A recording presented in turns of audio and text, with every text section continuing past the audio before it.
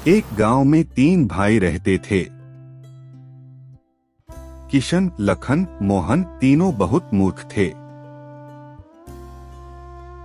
गांव वाले उनका फायदा उठाकर उन्हें आपस में खूब लड़वाते। अरे भाई, कहाँ जा रहे हो? कहीं नहीं भाई, मैं बाग में टहलने जा रहा था। अच्छा, तो ये बात है। मुझे तुमसे एक बात कहनी थी। क्या बात है भाई, कहो। मुझे कहना तो नहीं चाहिए, लेकिन मैं तुम्हें बता देना चाहता हूँ कि तुम इतने अच्छे हो, लेकिन तुम्हारा भाई तुमसे इतना जलता है कि मैं क्या बताऊँ। अरे अरे, तुम क्या कह रहे हो? मेरा भाई मुझसे कैसे जलता है? मैंने उसका क्या बिगाड़ा है? क्या तुम जानते हो, तुम्हारा भाई तुम्हें नाकारा समझता है। कल वो मुझसे मिला था और कह रहा था कि मेरा भाई कोई काम का नहीं है, बस खाता है, पीता है, इधर उधर घूमता रहता है, एकदम निकम्मा आदमी है वो, ऐसे बोल रहा था वो।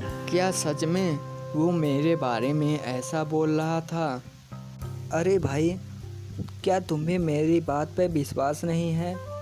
कल हम सब यही थे और वो हम सबसे कह रहा था। तुम्हें यकीन नहीं होता तो भाइयों से पूछ लो। हाँ मोहन, ये सही कह रहा है। ठीक है, आज तो उसकी खैर नहीं, मैं अभी उसे बताता हूँ। देखा भाई, उसे हमने बेवकूफ़ बना दिया है।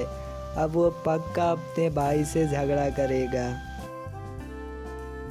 वह गुस्से से आग बबूला होते हुए घर आता है और अपने भाई से लड़ने लगता है। तभी उनके पिता यहाँ आ जाते हैं और कहते हैं, अरे नालायको, ये तुम क्या कर रहे हो? मोहन अपने पिता को सारी बात बताता है। अरे नालायको, तुम्हें शर्म आनी चाहिए। तुम दूसरों की बात सुनकर आपस में झगड़ने लगते हो। नहीं पिताजी, इसमें मेरी गलती नहीं है, सारी गलती ये किशन की है। नहीं पिताजी, इसमें मेरी कोई गलती नहीं है, ये सब इसी ने शुरू किया था। तभी बूढ़े आदमी को समझ आ जाता है कि मेरे बेटों को गांव वाले भड़का रहे हैं। मुझे ही कुछ करना पड़ेगा। अगले दिन बूढ़ा आदमी अपने तीनों बेटों को बगीचे में बुलाता है। पिताजी, हमें बागीचे में क्यों बुलाया है? बूढ़ा आदमी अपने बेटों को एक एक लकड़ियां पकड़ाता है और कहता है, तुम सब इस लकड़ियों को तोड़ो। पिताजी, इस काम के लिए आपने हमें यहाँ बुलाया है? ये तो बहुत छोटा सा काम है। तीनों अपनी अपनी लकड़ियां तोड़ देते हैं। ठीक है, बहुत अच्छे। इसको तोड़ कर दिखाओ।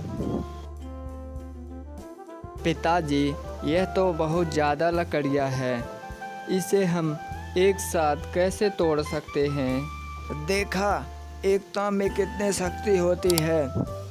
यही मैं तुम्हें समझाने की कोशिश कर रहा था कि अगर जो तुम एक साथ रहो तो कोई तुम्हारा कुछ नहीं बिगाड़ सकता। मैं तुम्हें यही समझाने की कोशिश कर रहा हूँ। तुम सब एक साथ नहीं रहते हो, इसीलिए गांव वाले तुम्हारा फ़ायदा उठाकर तुम्हें आपस में लड़वाते हैं।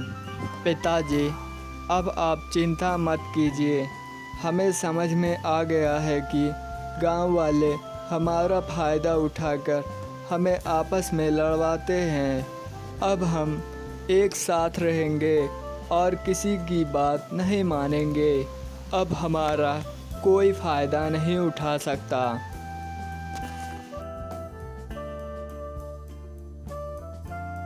अब तीनों भाई मिलजुल कर रहने लगे। बूढ़ा आदमी यह सब देख के बहुत खुश हुआ।